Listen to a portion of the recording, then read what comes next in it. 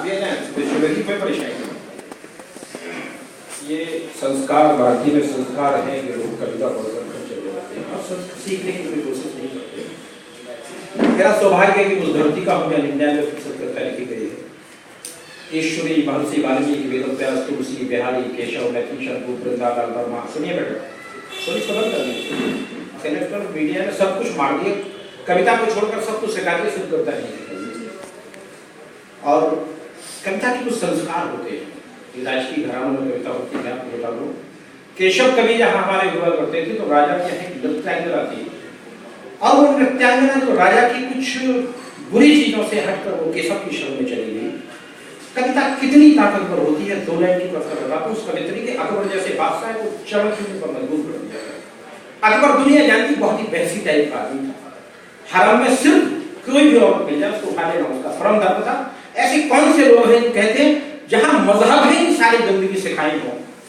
उसने कहा उसको उठा लो। 6 फीट 3 इंच हाइट थी, धरती की सबसे सुंदर स्त्री थी सिरोही जी। अकबर ने उसको उठाने की कोशिश की। ओरछा, आपको पता होगा ओरछा वो धरती है जहाँ राम, अयोध्या में नहीं पूरी मूर्ति राम की, हमारी महारानी थी गणेशपुर। वो पुख नक्षत्र में एक दिन नदी में चौका कर गई थी और वहाँ केशव उनके गुरु हुआ करते। जब केशव कभी आते थे, कवियों सुनो, तो राजा मधुकर शायर का स्थान नीचा होता था और कवि का स्थान 15 फीट ऊंचा होता था। उसको कवि कहा जाता है। कविता तब लिखी जानी चाहिए हम उस स्टेटस के बनने की कोशिश करें। रावण मार 2 अक्षरों में प्रभु सार भर दिया, बीज मंत्र मूल मंत्र। बाबा आप आगे हैं बाबा जी, नहीं आपको ही समर्पित करना चाहता आप जैसे शब्द हैं। कविता क्या है, लक्ष्य क्या हो, मैं बेटों को बता दूं। मैं पीएचडी केमिस्ट्री कविता आराधना होती है बेटा आपसे। क्या होनी चाहिए, आज का जो परिवेश है बच्चों का बड़ा दयनीय है और सिवाय कविता के सब कुछ होता है। और उस जब अकबर ने वहां 20,000 फौज भेजी, वहां ओरछा स्टेट के पास मात्र 1800 सिपाही थे। तो रोती हुई जब केशव के पास गई, बोली गुरुदेव मेरी सुंदरता की वजह से उस राक्षस की पूरी सेना हो जाएगी। केशव ने कहा क्यों डरती है अकबर की, क्या होगा, लिख 2 पंक्तियों से। वो उनका नाम था प्रवीण राय। वो दोहा लेकर जब अकबर के दरबार में उसने कहा मैं तुझे तब स्वीकार करूंगी जब सारे लोगों को इकट्ठा हुआ। अकबर बहुत खुश हुआ। जब दरबार लग गया तो उसने कहा अब सुनिए मेरी 2 पंक्तियों का जवाब दीजिए। इस स्तर का कवि बने तब कविता होती है। सारे जग को जीवन दे तो शरिता होती है, कवि नहीं कविता बोले तो कविता होती है। अकबर के दरबार में जब पुलिस ने महाराज भैया थोड़ा सुन जरा, उसने कहा 2 इसका 3 बुंदेलखंडी शब्द आएंगे। बायस, बारी, स्वान। बायस कहते हैं कौवे को, बारी कहते हैं जो जूठी पत्थर उठाकर ले जाता है, और स्वान कहते हैं कुत्ते को। कवि का ये स्तर था सिरोही जी, केशव जी जिस धरती का मैं हूं। उसने कहा जहां बनाए विनती राय प्रवीण की सुनिए साह सुजान। साह माने राजाओं का राजा, सुजान माने विद्वानों का विद्वान। विनती राय प्रवीण की सुनिए साह सुजान, झूठी पातर फकत है बायस बारी स्वान। बोल अकबर की से क्या है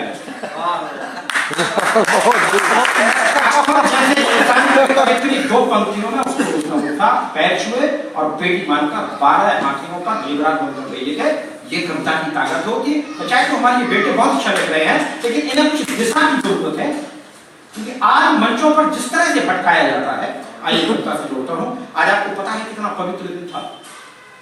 हमारे गुरु गोविंद सिंह के दोनों बेटों को जिंदा दफनाया गया था। ये बातें कोई नहीं करता देश में, कभी भी नहीं करते कोई आदमी। अरे जो पैदाइश ही गद्दारी से हुई हो, उन गद्दार कहना कोई गुनाह है? साहित्यकार नहीं है, कौन है? उन 2 बेटों की जमात, उन 2 बेटों की शहादत क्या क्रूरता थी। गरम तवों पर बिठाया गया तो धर्म मजहब उदाहरण है। आज भी उसका क्या स्वरूप है मैं खुलकर कहता हूं, ये गद्दारी ही धर्म से सिखाई गई है, वरना ये इतने कुकर्म बाबा जी नहीं होते। और ये साहित्यकार की हिम्मत होनी चाहिए। आइए उन शहीदों को जिन्होंने सबको दिया। आप बेटो पता है 12 साल का उधम सिंह, जिसका कल या परसों जन्म दिवस था। मैं उस गद्दार मीडिया को लानत देता हूं, साहित्यकारों को। पूरे दिन टीवी में एक बार भी उधम सिंह का नाम नहीं लिएगा। पूरा दिन जोरा और फतेह का नाम मिलेगा, जो बच्चे दीवार में चुना गए थे, क्योंकि हमारे यहाँ धर्मनिरपेक्ष हैं। हम धर्मनिरपेक्ष हैं। अगर जोरा फतेह का नाम ले लिया तो गद्दारी हो जाएगी, और उन तीनों हिजड़ों को अगर जन्मदिन हो तो सारा दिन मीडिया शाहरुख खान और सलमान खान के पीछे पड़ा। बिल्कुल सही। दो पत्रकारों के नाम आज की बिकाऊ मीडिया के नाम पढ़ता हूं। पत्रकारिता है क्या बाबा? नहीं कोविद हूं, नहीं कलाकार। कोविद माने कवि, कलाकार माने विद्वान। नहीं कोविद हूं, नहीं कलाकार, सोने चांदी का नहीं हार, मैं पत्रकार, मैं पत्रकार। आज तो सबसे ज्यादा भ्रष्ट कोई है तो ये पत्रकार। नहीं कोविद हूं, नहीं कलाकार, सोने चांदी का नहीं हार, मैं पत्रकार, मैं पत्रकार। इन पर है मेरा मुख्य बास, इन पर है मेरा मुख्य बास, पुलिस कचहरी और विकास। रौब जमा है आसपास, बस्ती के जाने सभी खास, कि खाने और खिलाने का वो प्रथम एक दलाल। सब कहें आय का साधन है, हम कहें देश अभिवादन है। बाबा सब कहें आय का साधन है, हम कहें देश अभिवादन है। अधिकारी रिश्वत लेते हैं, हम उन तक फेरी देते हैं।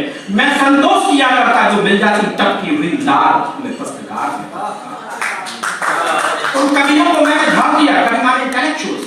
कवियों को मैंने झाड़ दिया और पीपल वृक्ष उखाड़ दिया। कवियों को मैंने झाड़ दिया, पत्रकारिता यही आज की। उन कवियों को मैंने झाड़ दिया, वह पीपल वृक्ष उखाड़ दिया। रवि कवि की समता का इतिहासी पन्ना फाड़ दिया। तम को लिख दूं दिनकर सा, तम को लिख दूं दिनकर सा, दिनकर को लिख दूं अंधकार में पत्रकार। आज प्रदेश क्या है, ये सही उधम को एक आध छत पड़ता मुझे दिया। एक बार जोरदार तालियां संस्कार कम से कम आदर्श हो।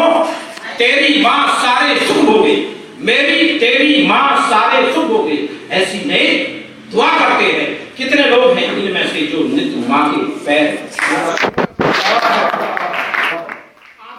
अनुभव की अनुपम अद्भुत मां झोली लगती है।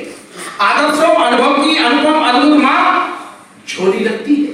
सांझ दशहरा, रात दिवाली, सुबह को झोली लगती है। चारों धाम के साथ मदीना, चारों धाम के साथ मदीना, हज का पुण्य समेटे सचमुच मां चरणों की धूल मदन को माथे पर रोनी लगती है। आइए उस उधम सिंह के नाम चूंकि 26 जनवरी है और इतना मैं चूंकि संस्कार भारती से बचपन से जुड़ा हूं, इस परिवार में अगर शहीदों को श्रद्धांजलि न दी जाए और उनके जन्म दिवस पर तो हम भी बहुत बड़े पापी होंगे। तो समस्त साहित्यकारों से उनके श्री चरणों में दो चार पंक्तियां रखना चाहता हूं। उधम सिंह का खंड का पाया है, इस पर 250-300 शब्द है, दो या तीन छपिया सरोही सारे बुजुर्गों को। कविता ये बेटे हमारे निश्चित हमारा भविष्य है।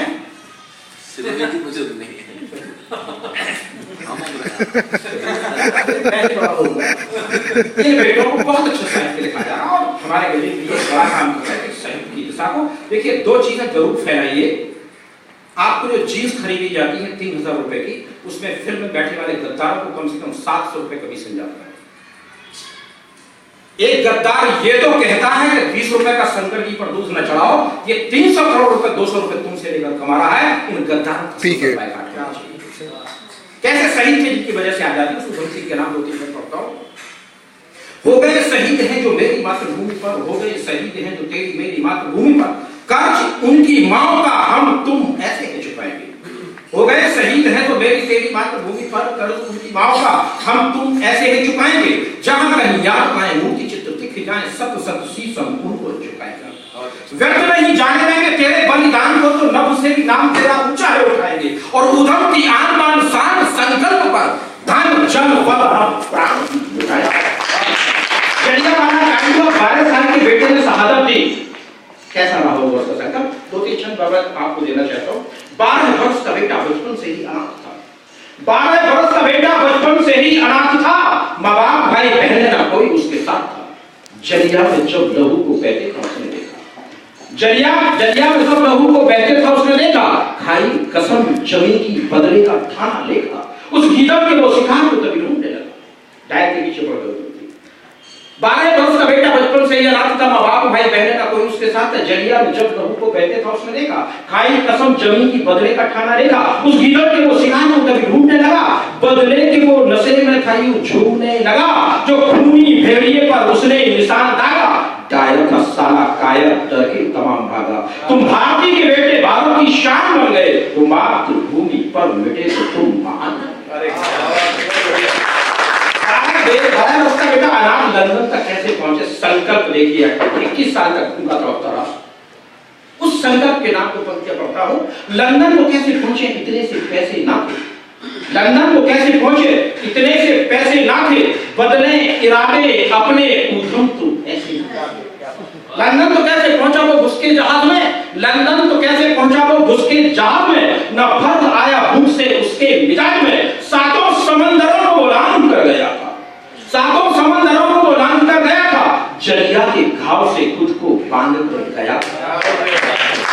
कानून की किताब में संसद में घुस गया, ऊधम को देख जाए और लंदन में घुस गया, अर्जुन सा लक्ष्य उसने कायर में सद लिया, घर घुस के भेड़िए का फायर से बच गया।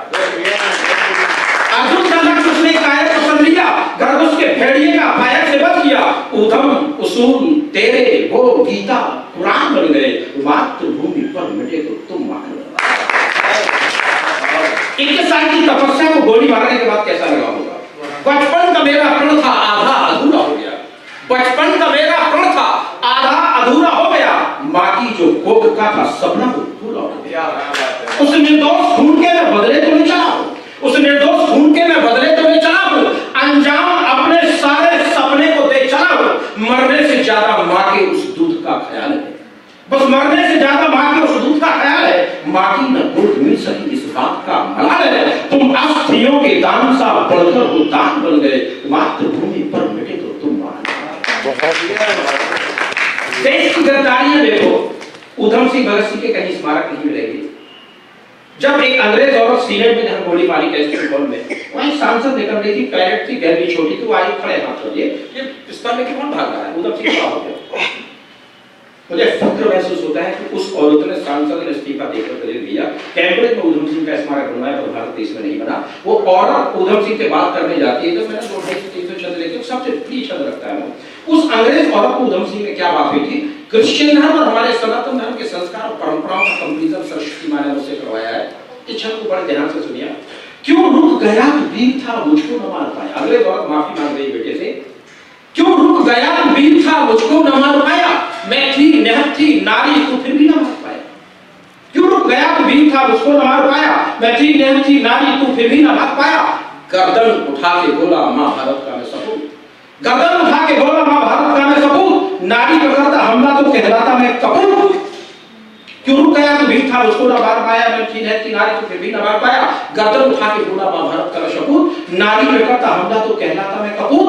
निर्दोष ना निहत्थों पे वार करना सीखा, ये तुम्हारा विषय है। निर्दोष ना निहत्थों पे वार करना सीखा, बचपन से शेर दांतों को दो चार करना सीखा। निर्दोष ना निहत्थों पे वार करना सीखा, बचपन से शेर दांतों को दो चार करना सीखा।